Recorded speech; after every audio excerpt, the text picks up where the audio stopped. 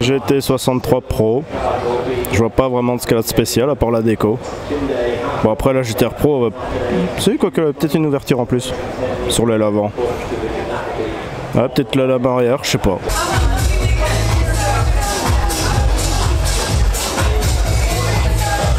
Ils ont mis toute une Solo Alpine dans une Diablo. Ouais. Elle a un kit de fou furieux la E30.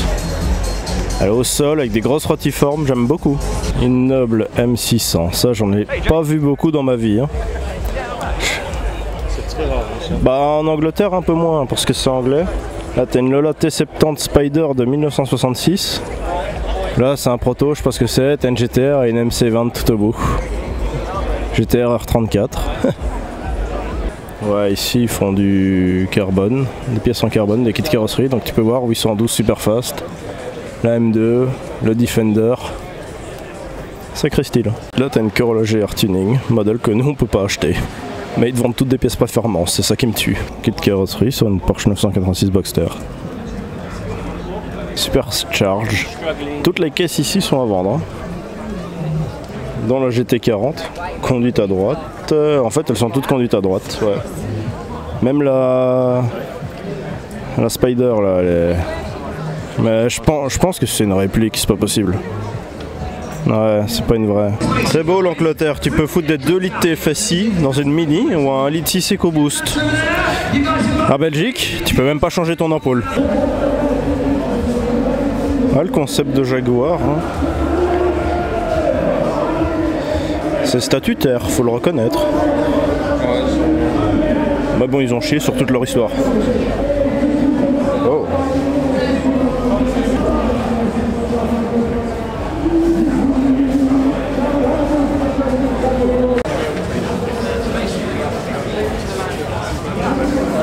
Faut juste de l'imagination et s'imaginer le produit fini, parce qu'à mon avis la voiture ne ressemblera jamais à ça. La ligne générale est pas mal, hein. Mais ça ressemble à rien ou alors c'est trop futuriste. Faut lui mettre un V12, une vraie calandre et c'est bon. Très bizarre, hein. Après c'est un concept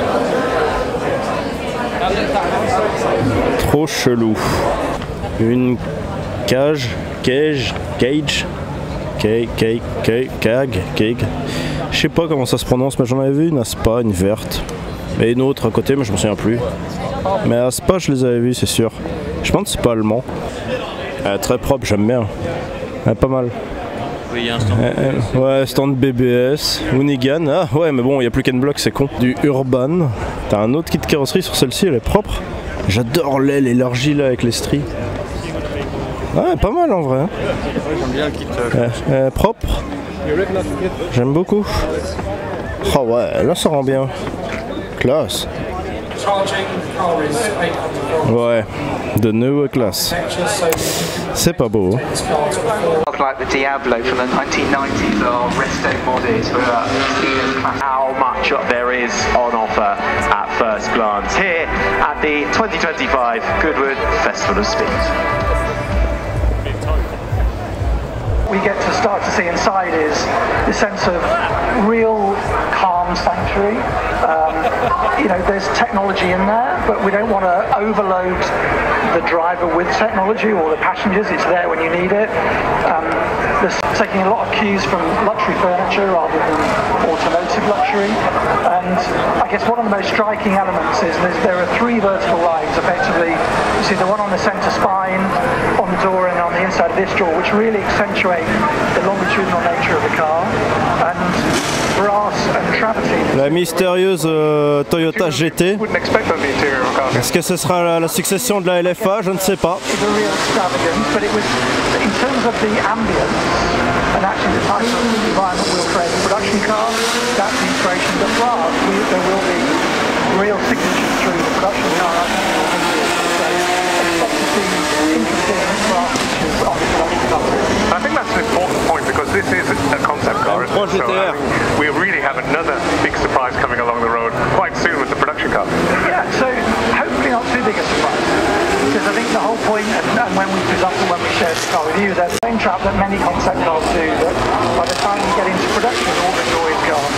We worked really hard from the engineers and the design to maintain the purity of the design and ensure we can bring that into a production environment. That's really been the challenge of that. Well done. It's certainly captured your attention here. And the great final thoughts on this car?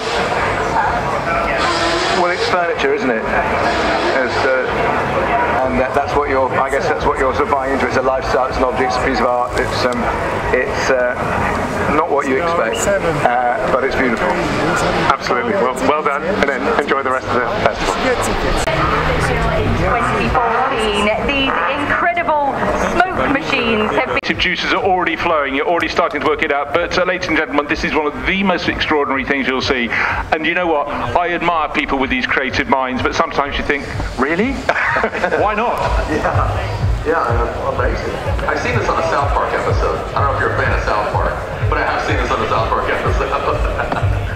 It's good to be far-reaching, spread your gathering of knowledge all around. But the front one, that's the road one. The race one, as you can see, a little less... Do you know who I'm talking about? The Kaiser. And he was up there and he's taking photos of it, envisioning what he could do with that car. So I'll just leave it at that. Look, this is a celebration of creative minds here and people who love and have, you know, octane in their veins. And again, this little Toyota Yaris has been popular from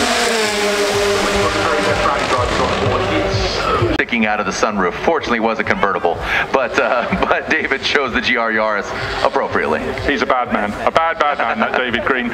Right, down on the line, of course, we have it's diversity. It's machinery of every single type, and of course, you concentrate on but go faster, be more dynamic, and look at the way it could be tipped one way and another, and this big tall vehicle could be rotated with such precision in front of the house. Please don't crash, no, I've said that. And then eventually when the driver's had enough of spinning and entertaining, it'll come powering up towards Molecombe. Such an entertainer. And we're just so fortunate that, you know, competition happens on all surfaces.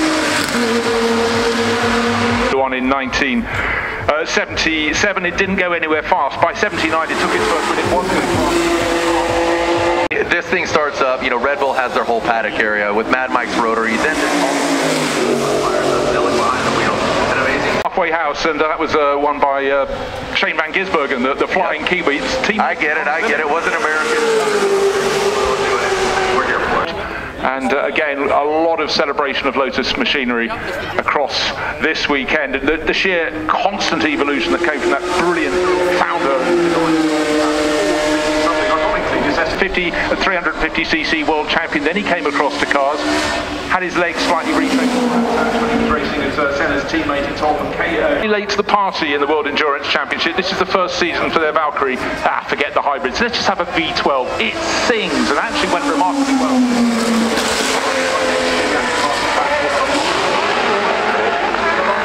Of course, those fabulous battles at Bathurst up on the mountain in the middle of New South Wales, and great. The fans up on the top of the mountain became a little bit nasty with each other, and occasionally large rocks were lobbed in front of rival cars. So, as Dick Johnson discovered one year when his Ford was active over the years, this is a car run by Rick Wood, who likes anything that has a very large engine. Quite frequently, we see his Nissan Skyline GTR.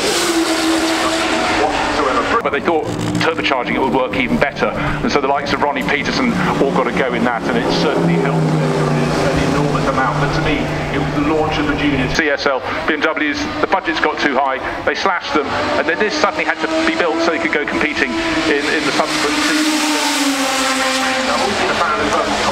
Mad Mike Odette, he brought this vehicle, he wiped it off. This thing took him to a Formula Drift Japan championship. That's why he loves drifting and putting on a show. Now, he's built multiple cars. They all have a bull thing. This bull theme, this vehicle in particular is called Humble because it's built in Japan. It's built by TCP Magic, Total Car Produce. This thing is a weapon. Drift Games and also Drift Masters. Bagsy has been a staple here at Goodwood. He puts on a great show. He's got a great attitude. We are placed over in what was formerly as the arena, the cathedral, whatever you want to call it, regardless of Drift Paddock outside of Mad Mike. He is poised over at Red Bull, but Bagsy has been competing. His game is elevated. You know, he's done iconic grid events over. They showed up in his garage in Ireland. They thrashed to build it, but James, unarguably, probably the best drifter in the world. and also the most laconic. He gets out of the car having done the most amazing display, and it's as though he's just sort of got out of a chair and is rubbing his eyes. Yeah. Extraordinary. I mean, he sits in a race seat at all times. Right, so it's a Toyota Stout, and it's even more stout. This thing has seen the Fat Ice Race. This thing is purpose-built for drifting, has the 3S GT engine, about 600 horsepower. He kept it the same patina.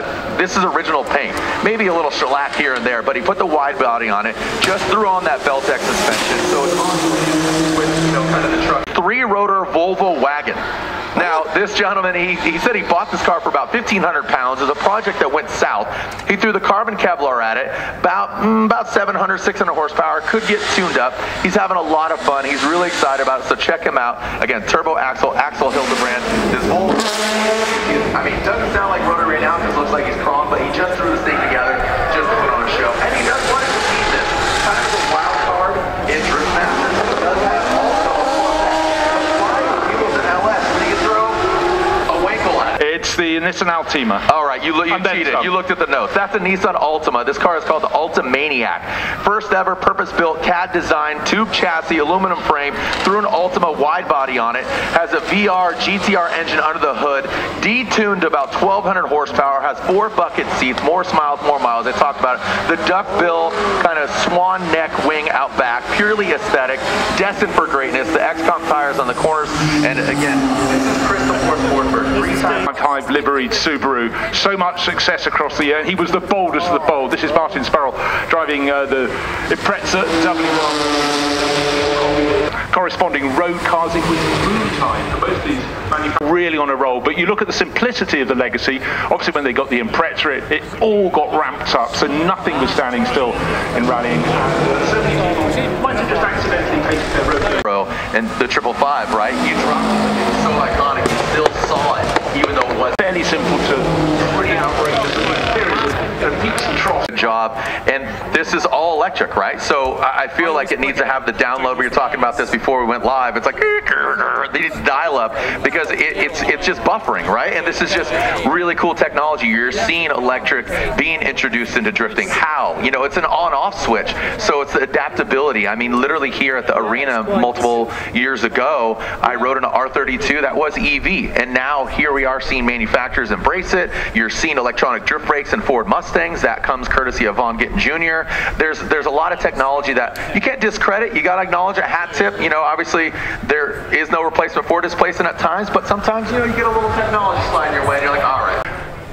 The Ford Focus had a lot of followers because sold a lot of Ford Focuses, but that certainly attracted people to the ranks. But 205 is the number. We all have numbers of off rally car that he ever had the grace to drive, but of course he had a very, very good such an amazing competitor. Derek hated it. He was a racer, but they had to learn how to make it work, and by golly they did. But the cars we have in the Le Mans 24 Hours now are absolutely rock solid. Of course, we came to the Italian Grand Prix, and I qualified 8th. Chris Amon was on the front row with one Ferrari, Jackie Hicks on the second row, and I was on the third row next to Jackie Stewart. So I was quite impressed with my performance, although I didn't really think of it because I should have been on the front row.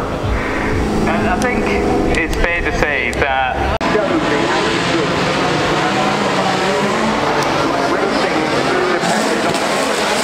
from him how to handle racing, how to like the lead, just the way we think about racing.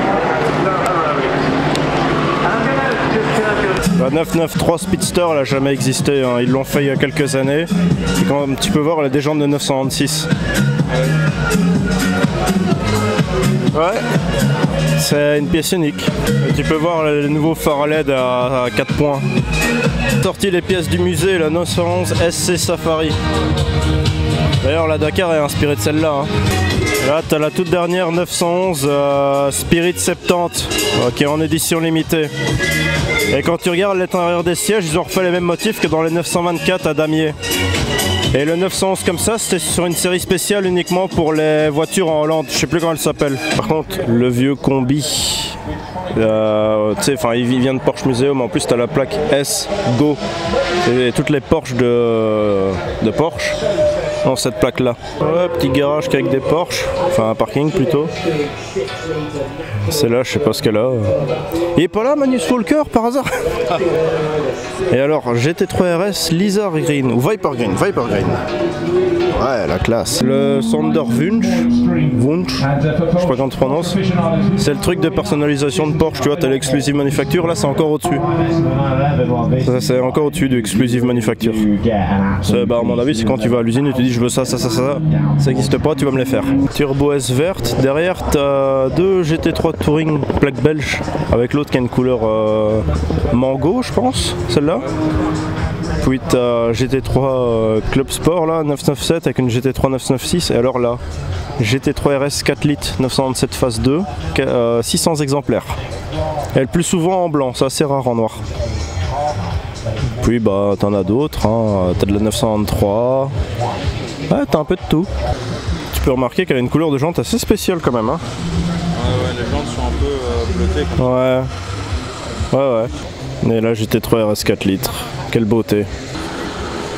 Ici tu as une des toutes premières Targa parce que la vitre arrière est en souple, tu vois, c'est en caoutchouc, c'est pas encore une vitre. Ça c'est une des toutes premières.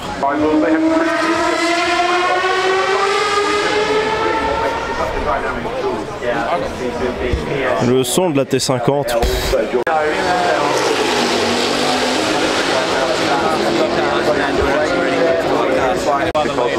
V12 race grade suspension in this. Manual gearbox giving that proper old school vibe. Before the flip wall, back out, light, nimble, and the boys sing, but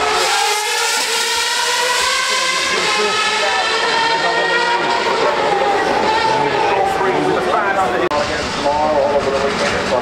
Really nice to see something different.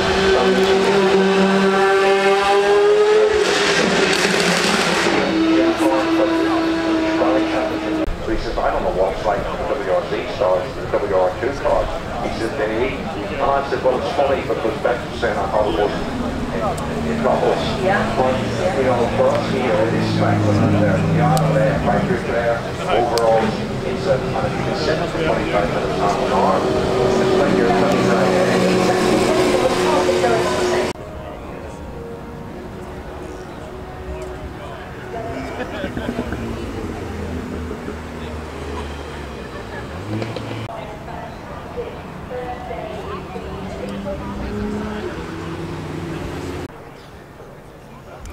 Bon, bah c'était la première journée à Goodwood. On reviendra demain parce qu'on n'a pas vu le rallye. On n'a pas vu le rallye raid. On n'a pas vu les paddocks de F1. On n'a pas vu le paddock des voitures drift. On n'a pas vu la vente aux enchères. On n'a pas vu les parkings supercars. Il y a beaucoup de choses qu'on n'a pas vues d'ailleurs. Et j'ai filmé beaucoup de trucs. À mon avis, je devrais splitter en 2 ou 3 vidéos. Ah, chouette. Un Isuzu. Bref. Fin de la journée 1, je me casse. Bisous. Une voiture électrique. Oh waouh, je bande. Putain, quelle merde. Au moins, Goodwood en 2010, ça devait être bien. Il n'y avait pas ces merdouilles là, tu vois. On le voit pas bien, mais il y a le concept un peu Z4 coupé. T'as une 2002 turbo et t'as une 3 litres CSL sur le toit. Ouais, donc toute la partie là en face, on n'a pas été. Regardez ce que je vois. Des McLaren F1, des Formule 1. Ça promet du lourd pour demain. On a réussi à rentrer en VIP chez BM parce que Julien a une série 2. Et on a dit aux gars, est-ce qu'il y aurait vraiment moyen d'aller voir la Z coupée parce que j'ai vraiment envie de prendre des photos pour mon père. Et le mec nous a laissé rentrer. Prototype de la Z4 coupée, la Speed Top. Elle est magnifique. T'as vu les poignées de porte? Super propre, hein. Avec le petit sac à l'arrière. Par contre, les places à l'arrière, c'est pas ça. Hein. L'intérieur est très beau. Bah, toute la voiture est très belle en vrai. Hein. Ouais, non, la couleur est super belle. Les jantes sont super belles. Il n'y a pas une trop grosse calandre. Bon, l'avant est peut-être un peu trop pointu à mon goût. Magnifique. Oh, la beauté. Ah ouais, en fait, j'avais pas vu, mais il y a un dégradé dans le toit. Là, c'est vraiment blanc. Oh, superbe. Superbe. Ah, il faudra qu'il la sorte, elle est exceptionnelle. Hein. Allez, on se laisse là-dessus. Bisous.